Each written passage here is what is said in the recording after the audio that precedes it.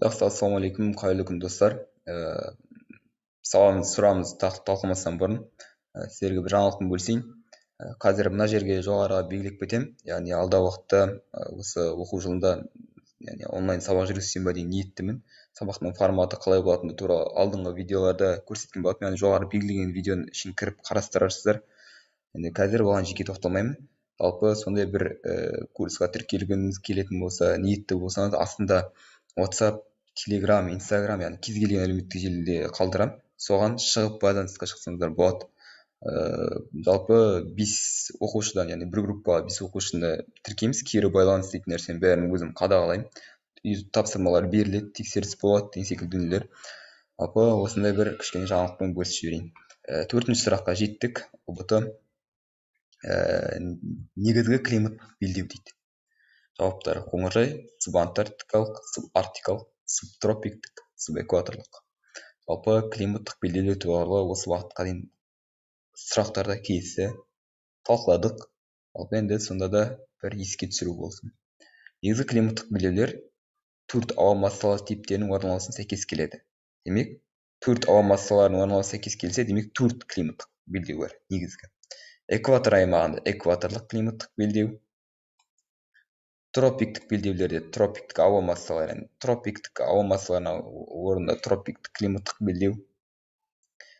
Яғни одан кейін қоңыржай белдеулерде, қоңыржайда, одан кейін шығысқа қарай бағытталған ауа ылғалына айырылатындықтан, міне бізде арктикалық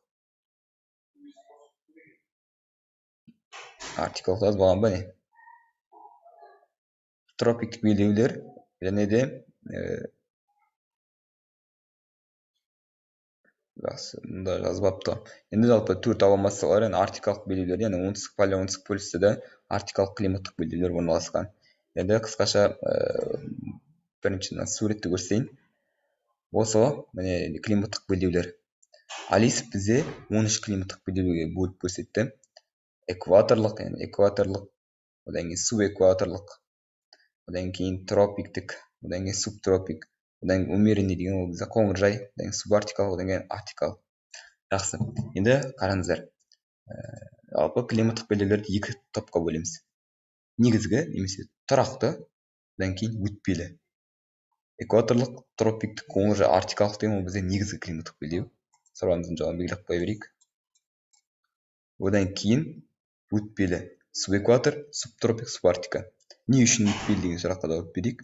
Себебі экватордан тропикке ауысқан уақытта ортадағы өтпелі зона суб деп аталған. Суб деген өзі өтпелі деген мағына береді. Түсінікті, иә? Енді климаттық белдеулерге жеке-жеке тоқталайық. Экваторлыққа, тропикке, қоңыржай, арктикалыққа. Енді арктикалық түсінікті, өте суық болатындығы. Кеттік. Біріншісі экваторлық. Экваторлық климат, яғни экватор аймағында орналасқан. Түсінікті, экватор дейміз жерді қақ ортасынан бөліп жатқан сызық 40 000 километрді құрайды. Бұл белдеуде жыл бойы экваторлық ауа массалары әсер етеді. Төмен атмосфералық қысым, яғни ауа атмосфералық қысым туралы алдағы уақытта түсіндіретін боламын. Яғни төменгі атмосфералық қысымды бөліп қарастырамыз. Төменгі, жоғарғы деген секілді қылып. Күн көкжиектен жоғары тұрғандықтан мұнда бүкіл жыл бойы ыстық болады. Түсінікті, ауа температурасы жоғары дегеніміз өте ыстық деген сөз. Өрлеген ауа ағындары басым болғандықтан, сондай-ақ пассат дегендер желдер, ылғалды ауа массаларының келуі нәтижесінде экваторлық белдеуде жауын-шашын мол түседі. Демек, экватор өте ыстық, әрі жауын-шашын көп түседі. Одан кейін тропикалық белдеулерде тропиктік, бізде жоғары атмосфералық қысым төмен деген ауа қозғалысы басым болып келеді. Жазда ауа массаларының температурасы өте жоғары, ал қыс салқынырақ болады. Тропикалық массалар әдетте өте құрғақ, яғни бұл жер өте құрғақ болады. 10-12 км биіктікте ауа экватор аумағынан тропиктерге келгенде ылғалы едәуір азаяды. Яғни экватор сызығының бойына жауын-шашын көп түскенімен жоғарылай берген сайын жауын-шашын азая береді. Түсінікті ғой, немесе төмендеген сайын. Міне қараңыздаршы. Міне экваторлық сызық, міне тіке сызық тұр ғой, осы экватордың бойына жауын-шашын өте қатты түседі. Яғни бір жылда 10 000, 12 000 миллиметр жауын-шашын түседі. Одан ары қарай, осыдан жоғары қарай кете берген сайын, мысалға, уже арктикалықта жауын-шашын емес, ол жақта қар ғой ендігі. Демек, жауын-шашын үлесі азая береді. Түсінікті ме? Яғни оңтүстікке кетсең де дәл солай. Одан кейін кеттік. Жаңбыр құрлықтағы жазықтарда ғана емес, тіпті мұхит үстінде де сирек кездесетін құбылыс. тіпті мұхиттың үстінде жауын шашын аз түседі дейді тропиктік деп. Одан кейін қоңыржай белдеулерде қоңыр салқын ауа массаларының батыс жерлері басым болып келеді. Мұнда тропиктік белдеулерге қарағанда едәуір салқын, жыл мезгілдері айқын байқалады. Алдында мынандай сұрақ болды: жыл мезгілдері айқын байқалатын белдеу деді. Білесіздер ме? Естеріңізде болса, жауын шашынның жылдық мөлшері тұтас алғанда едәуір, бірақ олар әркелкі бөлінген. Яғни кейбір материк, мысалы біз сияқты қоңыржайда орналасқан Қазақстан секілді мемлекетте жауын шашын өте аз болса, мына Қытай, Жапония секілді орналасқан, яғни теңізге, мұхитқа жақын орналасқан мемлекеттерде жауын шашын өте көп.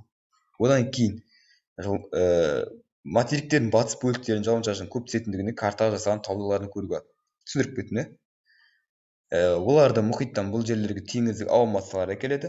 Шығыс қарай бағыттан ауа ылғалынан айырылатындықтан материктің ішкі бөліктері жауын шашын аз түседі. Мұхиттан әсеріне байланысты материктің шығысынан жауын шашын көп түседі. Енді соңғысы арктикалық белдеуге тоқталсақ, арктикалық белдеу бізде екі полюсте орналасқан, оңтүстік және солтүстік полюсте. Ол жерде жауын шашын түспейді, жауын шашынның орнына қар түседі. Бірақ қар жауын шашынға жатады. Яғни жауын шашын дегенде жаңбыр түспейді, бірақ қар түседі. Қар ол жауын шашын түрі. Яғни қараңыздар, ол қалай? Жауын шашын түрі дегенде былай болмақ. Яғни атмосферадан жауған кез келген дүние жауын шашын деп айтады. Яғни жауылған, шашыраған дүние. Түсінікті ме? Қар жауын шашынның бір түрі. Бірақ жаңбыр секілді ана миллиметр есептеген кезде сәл аз болады. Түсінікті ме? Жалпы осы, яғни арктикалық өте суық белдеу. Жалпы осындай нәрселерді білсеңіздер жеткілікті болар. Қалғанда суп деген сөздермен себебі неліктен олардың бәрі не? Өтпелі белдеулер.